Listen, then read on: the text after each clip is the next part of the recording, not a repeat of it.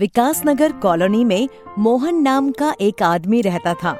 मोहन की एक बेटी थी, पिंकी, जो पढ़ने में बड़ी होशियार थी। सभी लोग पिंकी की बहुत तारीफ करते थे। मोहन छोटी मोटी नौकरी करता था और अपने परिवार का पेट पालता था।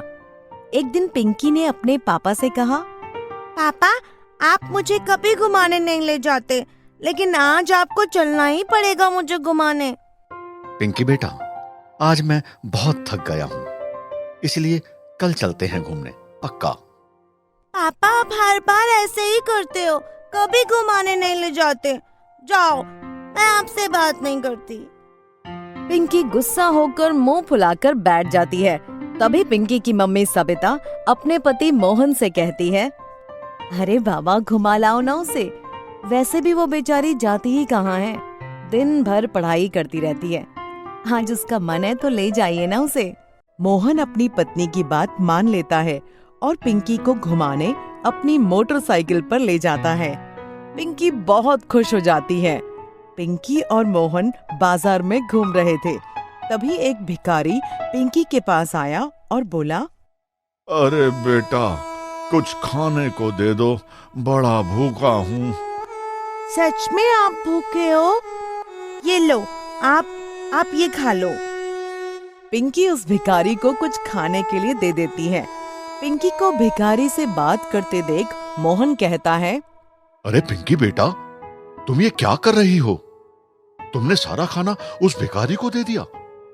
बेटा, हम इतने पैसे वाले नहीं कि लोगों को बांटते फिरें।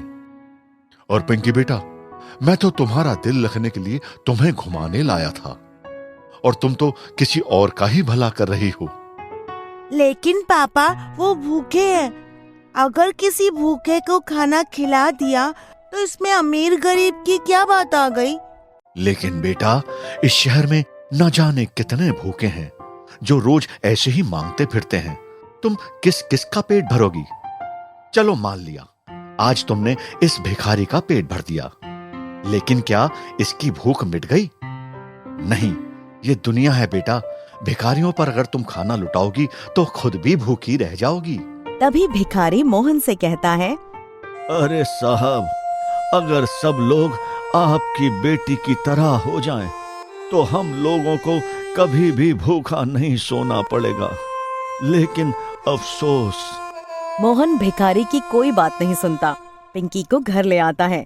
लेकिन पिंकी के दिल में भिखारी की बात बैठ जाती है। घर के सभी लोग जब खाना खा लेते हैं तो पिंकी की मम्मी बचा हुआ खाना जैसे ही बाहर फेंकने जाती है तो पिंकी उनसे कहती है, मम्मी, आप ये खाना क्यों फेंक रही हो? अरे बेटा, ज्यादा बन गया है, और अब इसका क्या करें?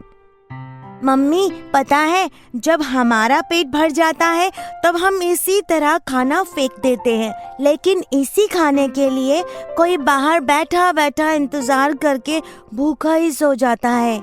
क्या अनाप शनाप बोल रही हो? कोई नहीं सो रहा है बाहर, ठीक है? मम्मी, ये खाना मत फेंकिए, मुझे दीजिए, मैं अभी आती हूँ। पिंकी अपनी मम्मी से बचा हुआ खाना ले लेती है और अपने कमरे में जाकर एक बोर्ड बनाकर उस पे बड़े बड़े शब्दों में लिख देती है, रोटी बैंक, अगर आपका पेट भर गया है तो खाना फेंकिए मत, हमें दे दीजिए, हमने आज भी कुछ नहीं खाया है। ये लिखकर वो एक बोर्ड लगा देती है और वो बचा हुआ खाना वहीं छोड़ देती है।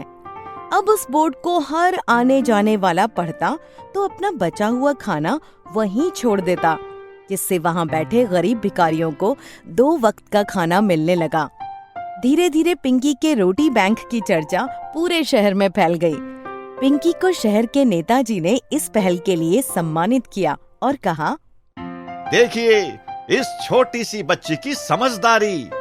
आज इसकी ये पहल देखकर हर जगह हमने रोटी बैंक खोलने का निर्णय लिया है, और मेरी आपसे यही विनती है कि अब कोई भी अपना बचा हुआ खाना फेंकेगा नहीं, रोटी बैंक में देगा, जिससे कि इन गरीब लोगों का पेट भर सके।